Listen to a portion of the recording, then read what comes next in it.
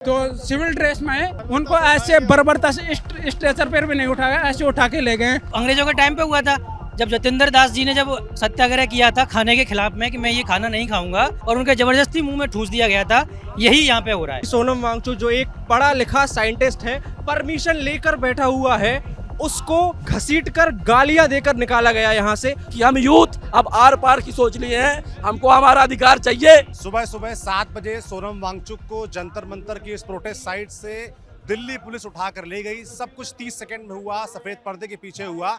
सफदरजंग अस्पताल में उनको भर्ती करवाया गया है, जिसके बाद जंतर मंतर का क्या माहौल है, लोग यहाँ जो आ रहे हैं वो गुस्से में हैं। जो भीड़ है वो कल के मुकाबले, परसों के मुकाबले और ज़्यादा नज़र आती है। इस तरफ मेरे पीछे मंच है जहाँ पर सोनम वांगचुक बैठे हुए थे और उसके आगे फिलहाल तमाम जो प्रोटेस्टर्स हैं, जो उनके समर्थक हैं सोनम वांगचुक के सीजीपी के, वो आए हुए हैं और अलग अलग लोग अपनी अपनी बात रख रहे हैं। और भीड़ और गुस्सा जाहिर सी बात है लोगों में ज़्यादा है। जिस तरीके से आज सुबह कार्रवाई की गई, एक लोकतांत्रिक देश में इस तरह की चीज़ें बहुत अच्छी नहीं लगती। हवाला दिया गया दिल्ली हाई कोर्ट के उस आदेश का, जिसमें सरकार से कहा गया था कि आपको सोनम वांगचुक की तबीयत का ख्याल रखना है। तबीयत का ख्याल रखने के बहाने आज सुबह दिल्ली पुलिस सोनम वांगचुक को लेकर गई।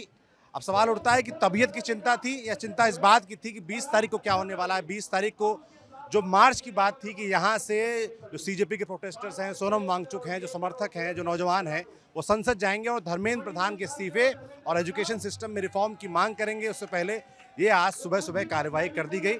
लोगों से बात करता हूँ, उनके मन में क्या चल रहा है। क्या नाम है आपका? मेरा नाम अविनाश है। कहाँ से आए अविनाश? मैं दिल्ली में जॉब करता हूँ जी। आज पहली बार आए हैं क्या? मैंने आते रहे जी आज पहली बार आया हूँ। क्या क्यों आए फिर आज जिस तरह की सुबह कार्रवाई, क्या सोच रहे हैं? जी मैं जॉब करता हूँ, मुझे वीकेंड पे टाइम मिला तो फिर मैं सोचा आ जाऊँगा।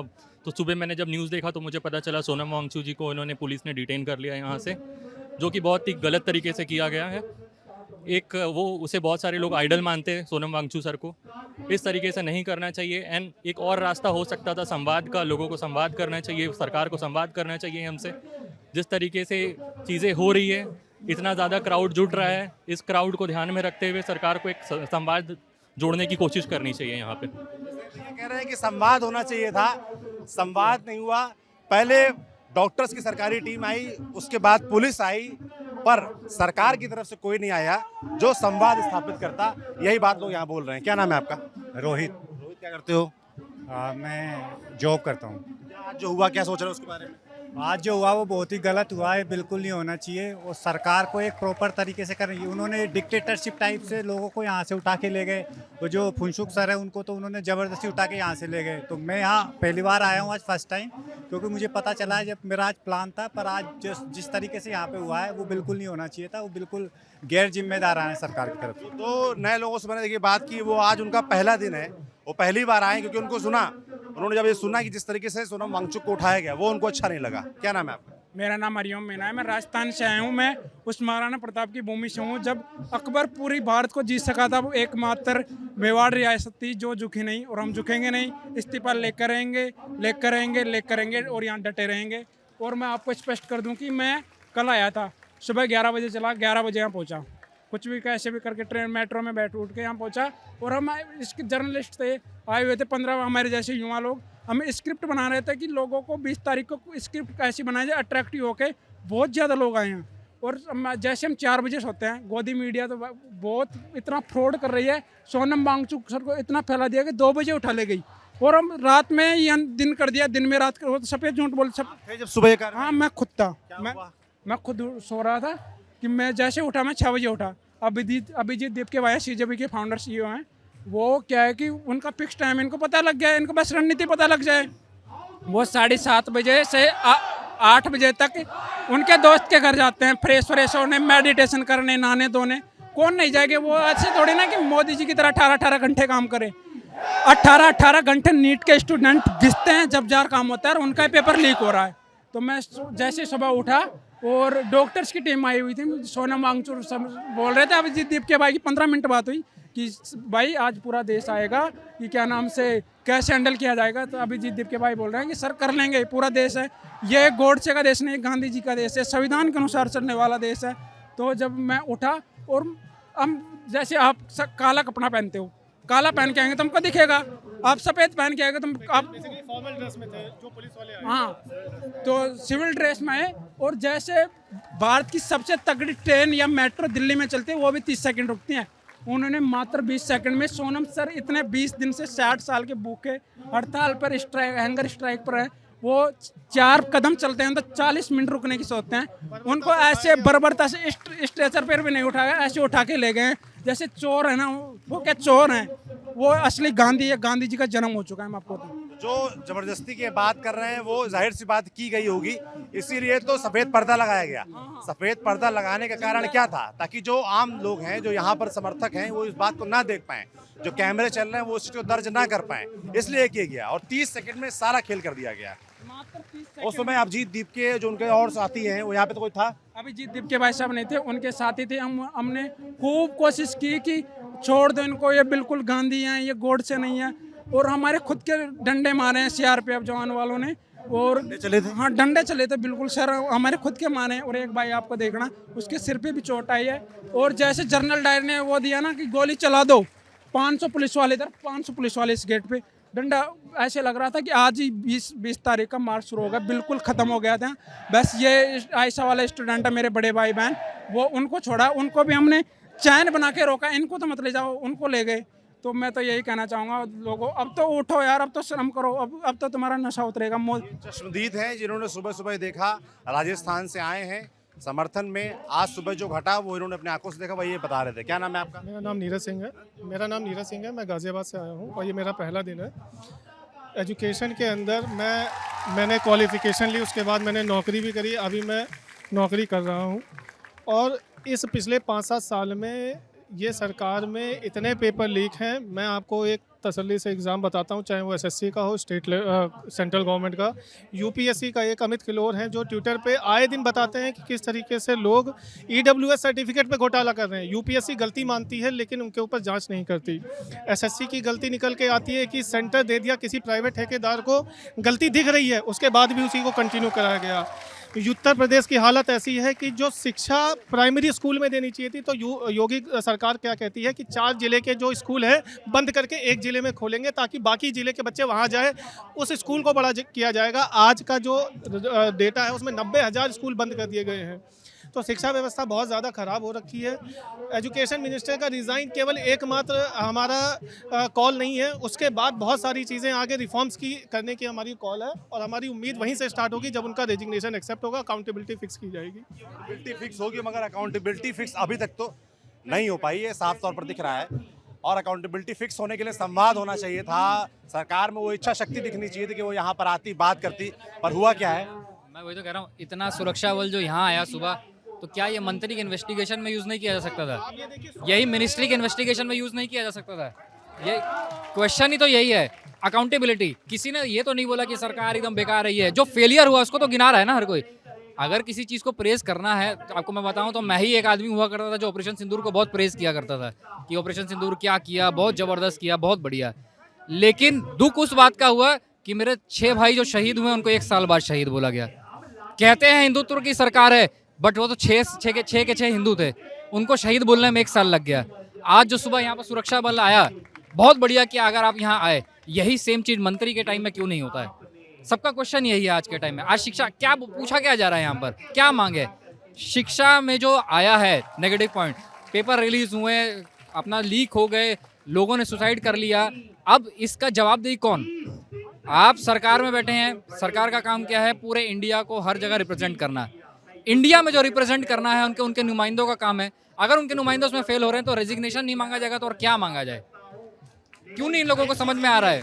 आप रेजिग्नेशन, आपका कहना आप रेजिग्नेशन नहीं लेते, शफल कर दो, दूसरा बंदा जो लायक है उसको बिठाओ कम से कम।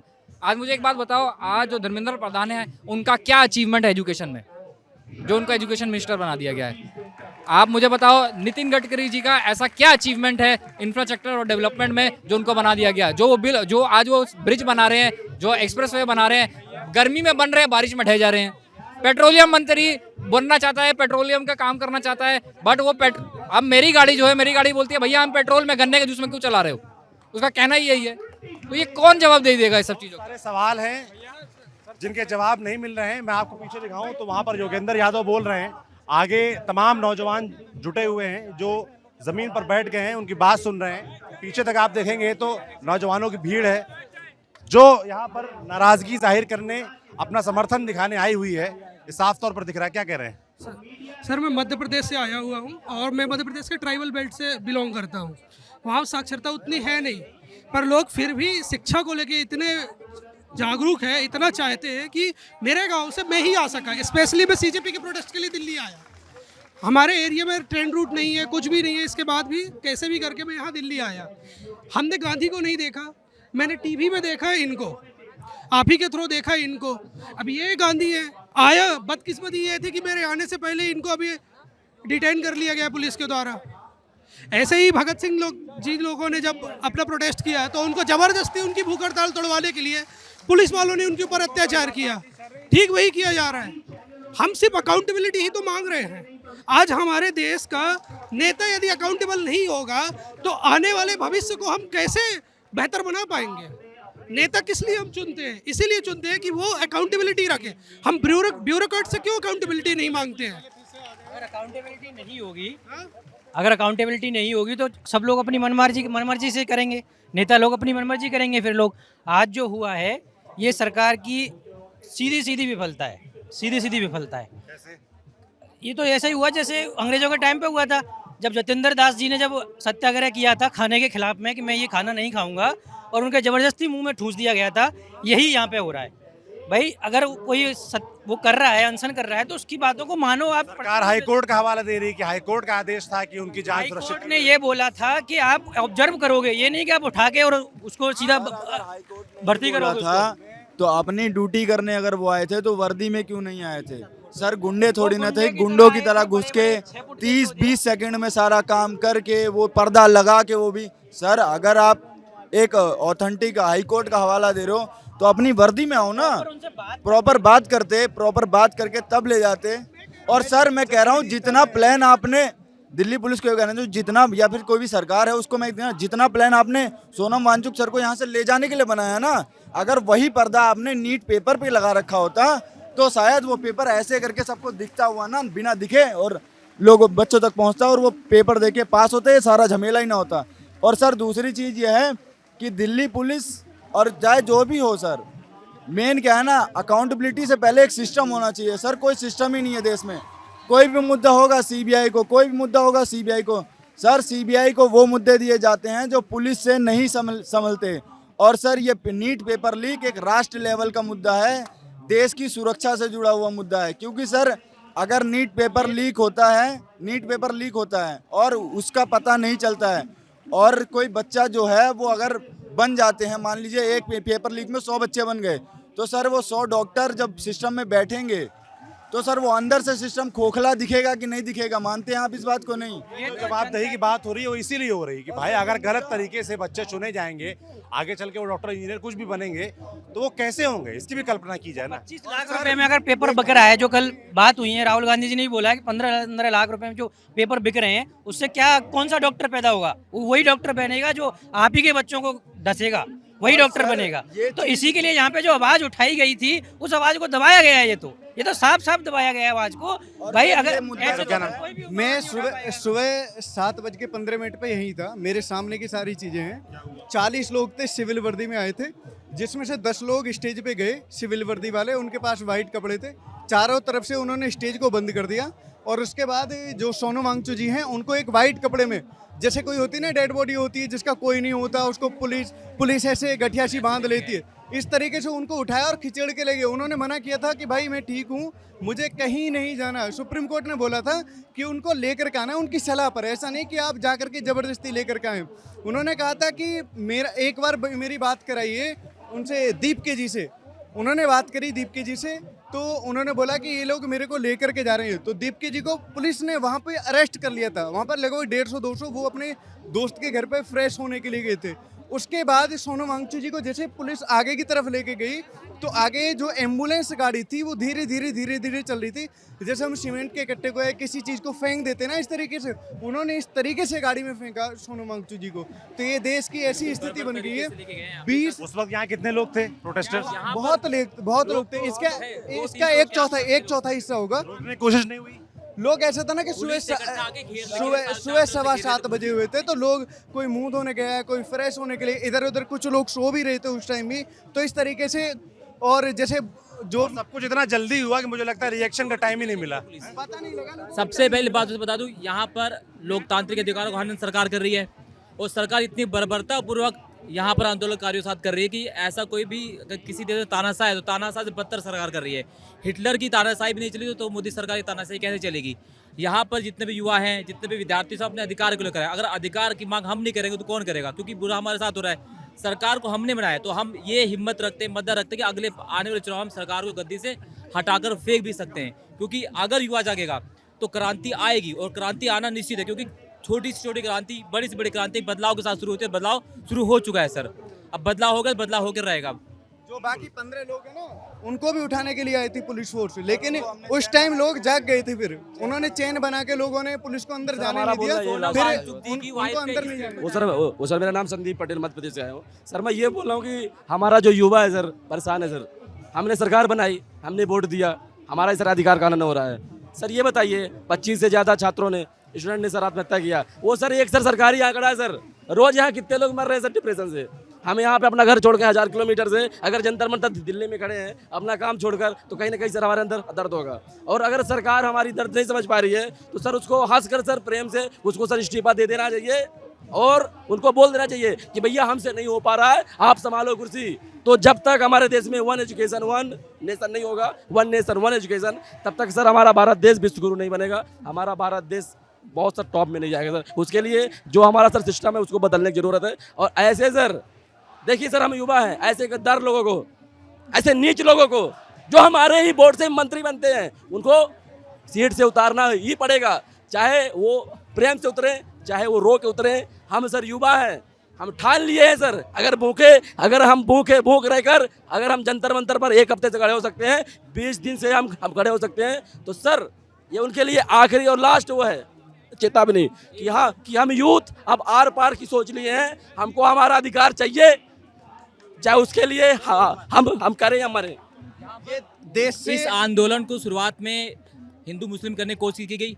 मन से फैज़ अहमद फैज़ की कविता पढ़ी गई, उस कविता को काट छाट कर सिर्फ अल्लाह का साथ सुनने को उसको लगाया गया। जबकि अनपढ़ लोग ये तक नहीं जानते कि फैज़ अहमद फैज़ इस कविता को तब बनाया था जब जियाउल हक की सरकार पाकिस्तान में बनी थी। पाकिस्तान में इसी प्रकार लोकतांत्रिक हनन हो रहा था। पाकिस्तान में पाकिस्तान के आवाम को कुछ भी करने से रोका जाता। तो फैज़ अहमद फैज़ ने एक कविता लिखी थी, लेकिन उस कविता को जब पढ़ने से मना कर दिया गया, उसके बाद भी उसके मन से, पूरे हिंदुस्तान में नहीं, इस कविता को जितने भी देश में आंदोलन हुए वहाँ हर मन से इस कविता को पढ़ा गया है। लेकिन इस आंदोलन को हिंदू मुस्लिम करने के लिए उसका छोटा सा अंश काट के दिखाया जा रहा है, जो कि बिल्कुल भी सही नहीं है सर। बहुत तरीके की कोशिशें हुई, और आप देखोगे तो पिछले कुछ दिनों से लगातार ऐसी चीज़ें हो रही थी जिससे कहीं ना कहीं लग रहा था कि कुछ तो पक रहा है। आप देखोगे तो हाल फिलहाल में बहुत ज़्यादा हेट्रेड इस आंदोलन के प्रति सोशल मीडिया में फैलाने की कोशिश की गई।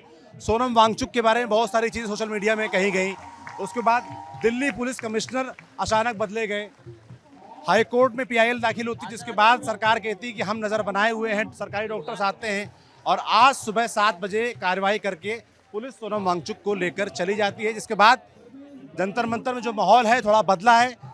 जो नौजवान यहाँ पर आए हैं वो आक्रोशित दिख रहे हैं, वो नाराज़ दिख रहे हैं सरकार की, दिल्ली पुलिस की इस कार्रवाई से। वो जवाबदेही मांग रहे हैं और अकाउंटेबिलिटी की बात कर रहे हैं। और मैं आपको आगे दिखाऊं तो मंच के इस तरफ भी खूब भीड़ है और पीछे तक भी खूब भीड़ है। नौजवानों की नाराज़गी साफ तौर पर नज़र आ रही है। जो हम आपको दिखा भी रहे हैं, बात भी कर रहे हैं, वो कुछ चश्मदीद हैं जो बता रहे हैं कि सुबह कैसे मात्र 30-40 सेकेंड के अंदर 30-40 सेकंड के अंदर पर्दा लगा के सफेद रंग का सिविल ड्रेस में कुछ पुलिस वाले आते हैं और लेके चले जाते हैं। एक मरे हुए शरीर को ले जाया जाता, ठीक वैसे पर्दा लगा दिया गया।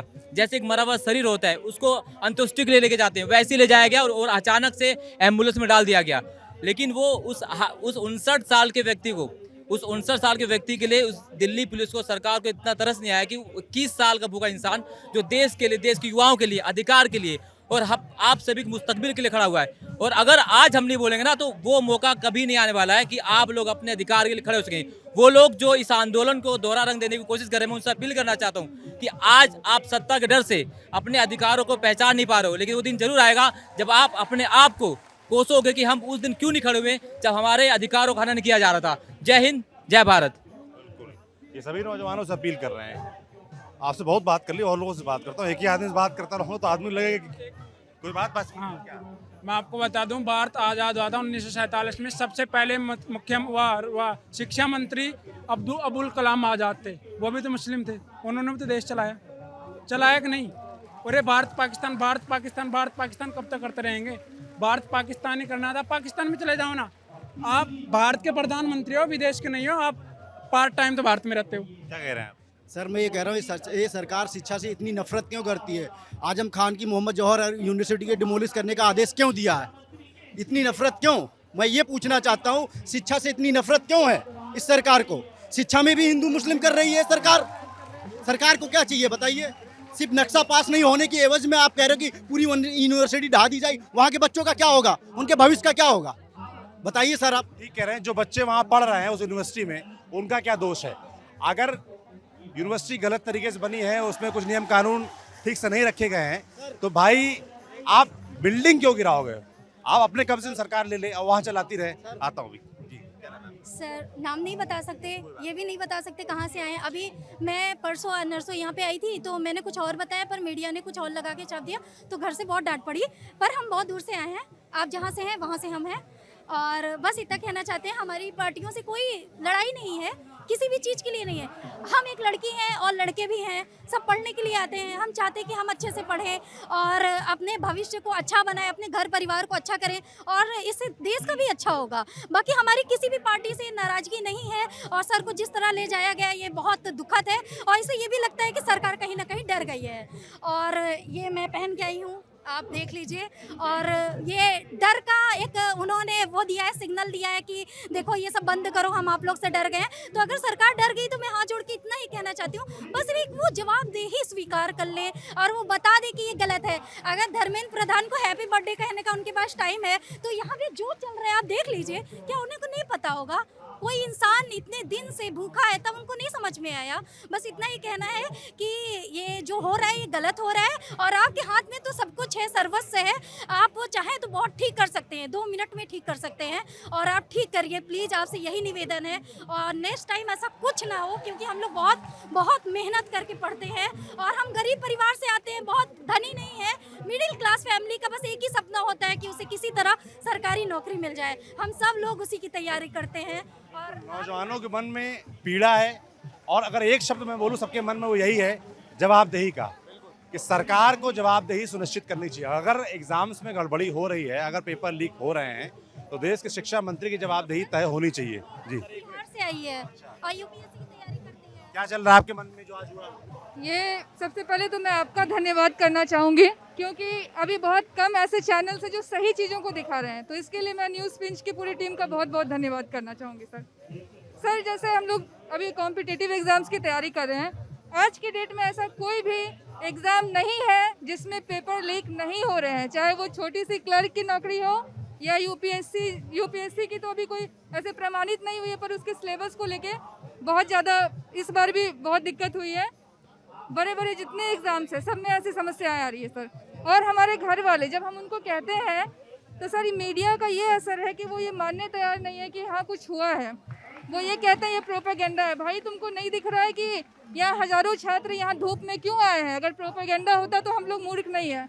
हम वो कहते हैं कि आज ये नौबत ले आ दी है सरकार कि हम बिना मुंह फेस रिमूव करके सामने नहीं आ सकते। हमें बहुत डर लगता है। ये बहुत ही शर्मनाक स्थिति है इस देश के नीति नियंताओं के लिए, इस देश की सरकार के लिए, कि अगर एक भी नौजवान को, चाहे वो लड़का हो चाहे वो लड़की हो, उसको अपना चेहरा ढकना पड़ रहा है, अपनी पहचान छिपानी पड़ रही है, तो ये अच्छे संकेत नहीं है किसी भी लोकतांत्रिक व्यवस्था के लिए। सबको बोलने का अधिकार है, सबको अपने विचार दर्ज कराने का अधिकार है, सबको विरोध दर्ज कराने का अधिकार है। इससे किसी को रोका नहीं जाना चाहिए, और किसी के मन में ये भय अगर है तो सरकारों को, नीति नियंताओं को चिंता करनी चाहिए। सर 18 जुलाई 2026 का दिन भारतीय डेमोक्रेसी में काले दिन के रूप में दर्ज किया जाएगा।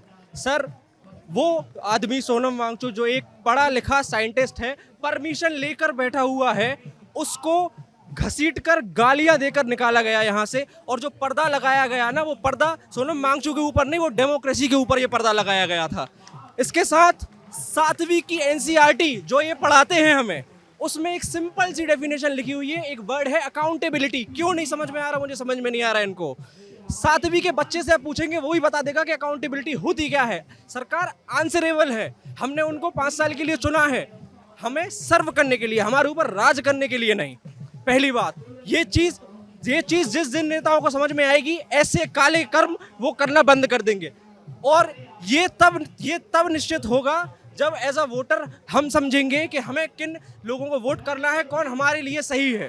तो मैं बस यही कहना चाहूँगा कि ये आज का दिन इंडियन डेमोक्रेसी के लिए, लोकतंत्र के लिए बहुत ही दर्दनाक दिन है और इतिहास में ये दिन याद किया जाएगा। बिल्कुल, जो आज हुआ आज सुबह, वो आप सबको पता है। सोनम वांगचुक को जिस तरीके से ले जाया गया वो आप सबको पता है। इस पर दिल्ली पुलिस का जवाब भी आ गया है कि हाई कोर्ट ने कहा इसलिए ले गए। सरकार की तरफ से कोई नुमाइंदा नहीं आया अभी तक बात करने के लिए। अब सबके मन में सवाल ये कि आगे क्या, अब आगे क्या होने वाला है। तो अभिजीत दीपके जो कि सीजेपी के फाउंडर हैं, उन्होंने कहा है कि वो अब खुद आमरण अनशन पर बैठेंगे। नौजवान यहाँ पर भारी संख्या में आ रहे हैं। पिछले 2-3 दिन से मैं लगातार आ रहा हूँ। आज मुझे उससे ज़्यादा भीड़ नज़र आ रही है, उससे ज़्यादा आक्रोश और गुस्सा लोगों के मन में नज़र आ रहा है और सभी जवाब मांग रहे हैं। अब आगे क्या होने वाला है इस पर सबकी नज़र बनी हुई है। आगे मैं आपको दिखाऊंगा बड़ा मंच के पास ले चल के, तो वहाँ पर आप देखेंगे नौजवान ज़मीन पर बैठे हुए हैं। कुछ एक्टिविस्ट, कुछ नेता जैसे योगेंद्र यादव भाषण दे रहे हैं। पीछे आप देखेंगे तो मंच पे कुछ लोग बैठे हुए हैं, जो प्रवक्ता हैं आशुतोष रांका, अभिजीत दीपके, वो लोग बैठे हुए हैं और सभी कहीं ना कहीं निराश परेशान है। जो नौजवान है वो भी निराश परेशान है कि अब आगे क्या होगा इस आंदोलन का। क्या 20 तारीख को जो संसद मार्च की कॉल दी गई थी वो हो पाएगा? दिल्ली पुलिस का जो ट्वीट था, पोस्ट था, वो मैंने पढ़ा। उसमें यह भी लिखा गया है कि सोनम वांगचुक को किस वजह से ले जाया गया। साथ ही आखिरी में 2 लाइन और लिखी हुई है जिसमें साफ तौर पर ये लिखा है कि जो भी प्रोटेस्टर्स यहाँ पर हैं वो जल्द से जल्द जंतर मंतर को खाली कर दें। तो अब ये भी देखने वाला होगा कि क्या अगर खाली नहीं करते हैं तो क्या कोई सुरक्षा बलों का पुलिसिया एक्शन जंतर मंतर पर जो जुटे हुए हैं प्रोटेस्टर्स उनके खिलाफ भी होता है। आगे क्या, ये बहुत सारे सवाल है जो लोगों के मन में है और जवाब वक्त के साथ मिलेगा। क्या कह रहे हैं आप? सर, ये आज डायरेक्ट डेमोक्रेसी पे अटैक हुआ है। आर्टिकल 19 ऑफ द कॉन्स्टिट्यूशन हमें गारंटी देता है राइट टू प्रोटेस्ट पीसफुली। यहाँ पे सब लोग पीसफुली प्रोटेस्ट कर रहे थे। सोनम वांगचुक जी 20 दिन से अनशन पे बैठे हुए हैं, आमरण अनशन पे हैं। वो बस क्या मांग रहे थे? सिर्फ देश के बच्चों के लिए न्याय मांग रहे थे, एजुकेशन में डेवलपमेंट मांग रहे थे। जब मोदी सरकार 2047 में विकसित भारत की बात करती है तो वो किस विकसित भारत की बात कर रही है? गुलाम भारत बनाना चाहती है जो अपने आप के लिए सोचना भूल जाए, जो सोच ना पाए, कुछ बता ना पाए। किस तरीके का एजुकेट जो लोग पहुँचेंगे लीक पेपर पहुँच के, वो किस तरीके का लोगों का इलाज करेंगे, क्या करेंगे? वो इस चीज़ को वीक करना चाहते हैं। इसके थ्रू जो इन्होंने आज किया है, ये चाहते हैं कि ये वीक हो जाए। होगा भी नहीं होगा ये, और होगा। आज जब मैं घर से आ रहा था तो मैं बता रहा हूँ, आज जब मैं घर से आ रहा था तो मेरे दिमाग में एक बार भी नहीं आया कि लाठीचार्ज हो सकता है। तो जो आज मैंने सुबह देखा, मैं हिल गया वो देख के कि इसमें अब इस टाइम पे ये सब हो रहा है। ये एकदम खराब बात है और ये अकाउंटेबिलिटी लेनी चाहिए। बहुत सारे मुझे लड़के नौजवान यहाँ मिल रहे हैं जो आज पहली बार आए हैं, जो आज सुबह घटना हुई उस खबर को देख के आए हैं जवाब मांगने के लिए, जवाबदेही तय करने के लिए। बाकी हम अपना काम करते रहेंगे। जो यहाँ पर नौजवान बोल रहे हैं, जो हुआ, जैसा जो दिख रहा है वो आपको दिखाते बताते रहेंगे। आप न्यूज़ प्रिंस देखते रहिए। शुक्रिया।